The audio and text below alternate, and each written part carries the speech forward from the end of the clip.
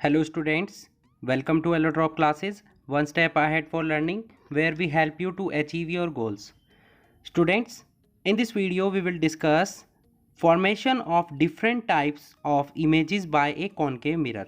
Means concave mirror के through अलग अलग टाइप की इमेजेस का फॉर्मेशन कैसे होता है, किन कंडीशंस में ऑब्जेक्ट को हम रखते हैं और कहाँ पर हमारी इमेज बनती है, किस टाइप की इमेज बनती है, ये कंप्लीट डिस्कशन करेंगे हम आज इस वीडियो में. Okay, so let's start. देखिए, कॉनकेव मिरर के थ्रू जो इमेज बनती है वो डिपेंड करती है कि ऑब्जेक्ट मिरर के सामने कहाँ और किस पोजीशन पर रखा हुआ है. ओके, फर्स्ट पॉइंट हमारा ये हुआ. नेक्स्ट, अब ऑब्जेक्ट को हम अलग अलग पोजीशन पर रख सकते हैं, अलग अलग डिस्टेंसेस पर रख सकते हैं कॉनकेव मिरर से, तो हमें अलग अलग टाइप की इमेज ही बनेगी. ओके, अलग अलग टाइप की इमेज बनती है.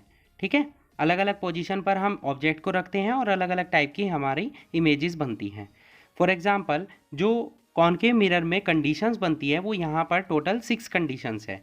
नंबर 1 कंडीशन है जब हम ऑब्जेक्ट को पोल और फोकस के बीच में रखते हैं. नंबर 2, जब हम ऑब्जेक्ट को फोकस पर रखते हैं. नंबर 3, जब हम ऑब्जेक्ट को फोकस और सेंटर ऑफ कर्वेचर के बीच में रखते हैं. नंबर 4, जब हम ऑब्जेक्ट को सेंटर ऑफ कर्वेचर पर रखते हैं. नंबर 5, जब हम ऑब्जेक्ट को सेंटर ऑफ कर्वेचर से बाहर रखते हैं, beyond the centre of the curvature. और नंबर 6 है हमारा जब हमारा ऑब्जेक्ट कहाँ पर रखा हुआ हो, इन्फिनिटी पर रखा हो, मतलब बहुत काफ़ी दूर डिस्टेंस पर रखा हुआ हो. तो ये 6 कंडीशंस हैं. इन 6 कंडीशंस में अलग अलग पोजीशंस पर ऑब्जेक्ट को रखने पर हमें अलग अलग पोजीशंस पर ही अलग अलग टाइप की इमेज मिलती हैं. ओके, तो आइए देखते हैं इनके डायग्राम्स को. डायग्राम्स के थ्रू हम समझते हैं इन्हें. नंबर 1 कंडीशन थी हमारी जब हमारा ऑब्जेक्ट जो है वो पोल और फोकस के बीच में रखा गया हो. तो जब ऑब्जेक्ट पोल और फोकस के बीच में रखा जाता है तो इमेज जो बनती है हमारी वो बिहाइंड द मिरर बनती है, वर्चुअल बनती है. मीन्स रियलिटी में वो इमेज नहीं बनती है, हम इमेजिन करते हैं उसे कि वहाँ पर इमेज बनती है उस पॉइंट पर, तो वो वर्चुअल होती है. और इरेक्ट बनती है. इरेक्ट का मतलब क्या होता है, अगर हम ऑब्जेक्ट रख रहे हैं ए बी, तो ए पॉइंट जो है अगर ऊपर है तो उसका इमेज भी ए डैश जो बनेगा वो ऊपर ही होना चाहिए. इस टाइप की इमेज को हम क्या बोलते हैं, इरेक्ट, सीधा. ओके, और थर्ड पॉइंट है larger than the object. Object से वो बड़ी बनेगी, जितना ऑब्जेक्ट होगा उससे बड़ी इमेज बनती है. ठीक है, इसे ही हम क्या बोलते हैं, मैग्नीफाइड भी बोलते हैं. जब स्मॉलर होती है, स्मॉलर देन द ऑब्जेक्ट, तब हम उसे बोलते हैं डिमिनिस्ड. और जब लार्जर देन द ऑब्जेक्ट होती है तब हम उसे बोलते हैं मैग्नीफाइड. ओके, तो फर्स्ट डायग्राम यहाँ आप देख सकते हैं कि यहाँ पर हमारा एक कॉनकेव मिरर है ये, इसके सामने एक ए बी ऑब्जेक्ट रखा हुआ है. तो ए बी से हमारी 2 लाइट रेज चलती हैं. फर्स्ट जो हमारी ए पॉइंट से चलेगी और बी वाली जो चलेगी वो प्रिंसिपल एक्सिस के पैरेलल होगी, वो रिफ्लेक्ट होकर वापस आ जाएगी. तो यहाँ पर हम एरो को शो नहीं करते हैं. तो फर्स्ट जो लाइट रे गई वो यहाँ से गई और टकराने के बाद क्या हुई, वापस चली गई और सेंटर ऑफ कर्वेचर से होकर जा रही है. बी से सेकंड पॉइंट क्या है, सेकंड जो दूसरी लाइट रेज है वो टकराई मिरर से और रिफ्लेक्ट होकर इधर निकल गई. अब ये दोनों जो लाइट रेज आपको दिखाई दे रही हैं ये क्या है, सेपरेट हो रही हैं. मतलब ये क्या है, डाइवर्जिंग रेज हैं. तो डाइवर्जिंग रेज यहाँ पर तो नहीं मिलेंगी, तो इन्हें हम पीछे की तरफ मिला देंगे डॉटेड लाइंस के थ्रू यहाँ. तो जहाँ पर ये पॉइंट मिल रहा है हमारा, वहाँ पर ए की इमेज बन जाएगी ए डैश. सिमिलरली उस पॉइंट से हम पूरी इमेज बनाने के लिए, ए बी की पूरी इमेज बनाने के लिए वहाँ से एक परपेंडिकुलर डालते हैं प्रिंसिपल एक्सिस पर. तो ये जो पॉइंट आया नीचे प्रिंसिपल एक्सिस पर, ये बन गई बी की इमेज. तो इस टाइप से हमारा ए बी की इमेज कॉनकेव मिरर के थ्रू, जब ऑब्जेक्ट हमारा कहाँ, पोल, ये रहा पोल और फोकस के बीच में रखा हुआ है ऑब्जेक्ट. तो जब हमारा पोल क्या है, पोल और फोकस के बीच में रखा हो तो ऑब्जेक्ट की इमेज जो बनती है वो कहाँ बनती है, बिहाइंड द मिरर. जैसा कि आप यहाँ देख सकते हैं, वर्चुअल है और इरेक्ट है और ऑब्जेक्ट से हमारी क्या है, बड़ी इमेज बनी है. तो ये तीनों कंडीशन जो अभी मैंने आपको बताई यहाँ पर, behind the mirror, virtual and erect and larger than the object, ये आपने देखा कि इस इमेज में ऑब्जेक्ट की इमेज किस टाइप से बनती है. तो ये हमारी थी फर्स्ट कंडीशन.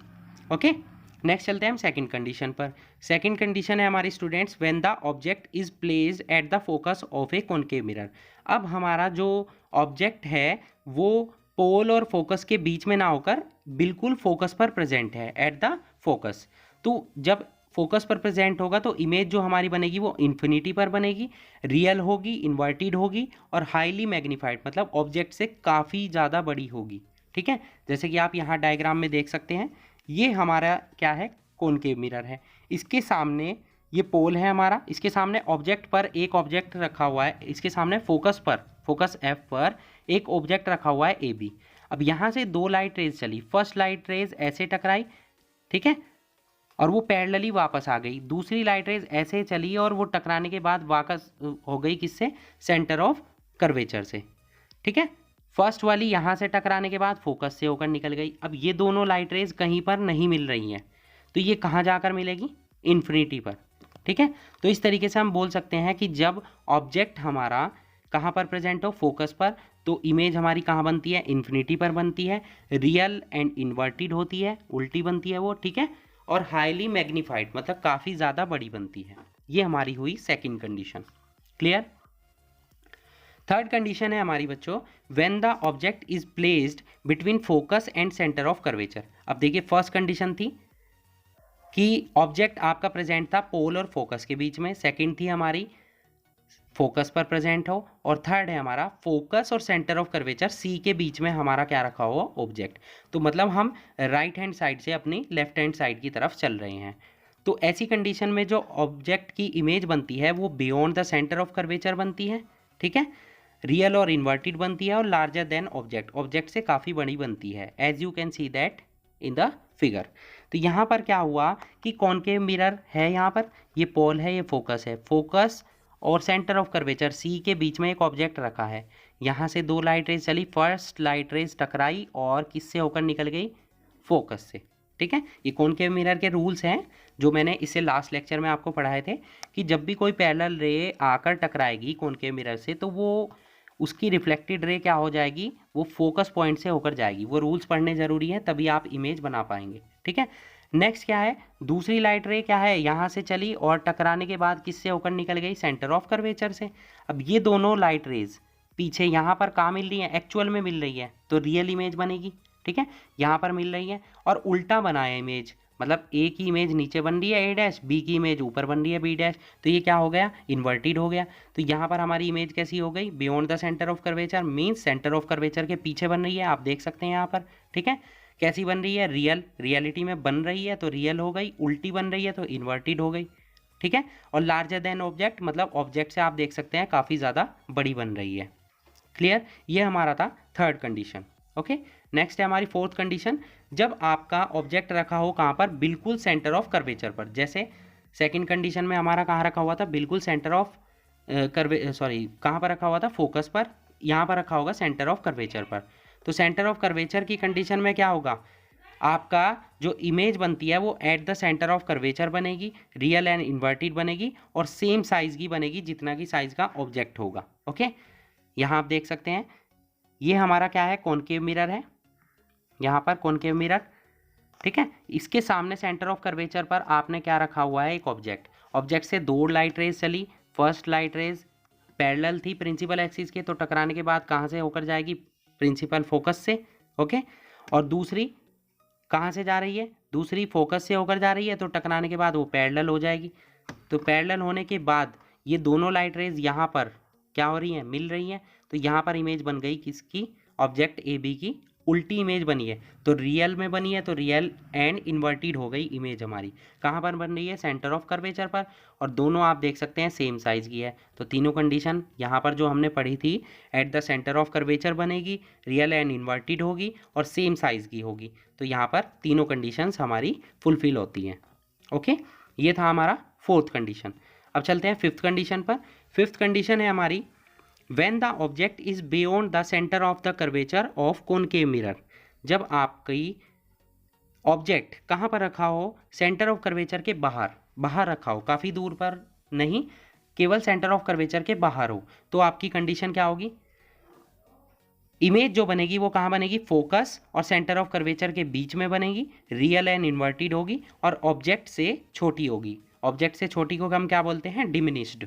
ओके, यहाँ पर आप देख सकते हैं कि ऑब्जेक्ट आपका कहाँ रखा है, सेंटर ऑफ कर्वेचर के बाहर रखा है। यहाँ से दो लाइट रेज चली, फर्स्ट लाइट रेज ऐसे टकराई और टकराने के बाद फोकस पॉइंट से होकर जाएगी ये, क्योंकि ये पैरेलल रे थी। दूसरी सेंटर ऑफ कर्वेचर से होकर जा रही है, दोनों जहाँ पर काट रही हैं एक दूसरे को, जहाँ पर मिल रही हैं वहाँ पर हमारा ऑब्जेक्ट ए बी की इमेज बन गई उल्टी, ठीक है। और कैसी बनी, छोटी बनी है, तो स्मॉलर देन द ऑब्जेक्ट, यानी कि डिमिनिश्ड हो गई। कहाँ पर बन रही है, फोकस और सेंटर ऑफ कर्वेचर के बीच में, ओके। जैसे कि यहाँ पर हमने तीनों कंडीशन पढ़ी थी वो हमारी फुलफिल हो रही है, ओके। तो ये हमारा था फिफ्थ कंडीशन। नेक्स्ट चलते हैं हम सिक्स कंडीशन पर।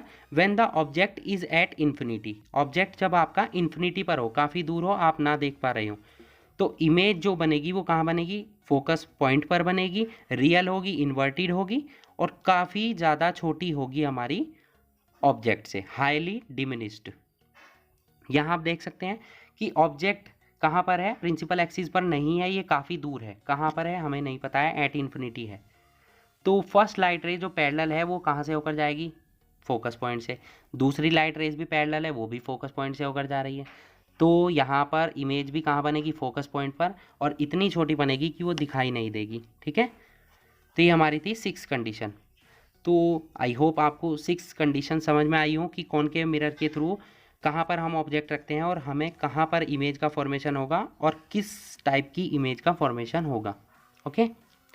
So that's it for today. Hope you enjoyed the video and thanks for watching.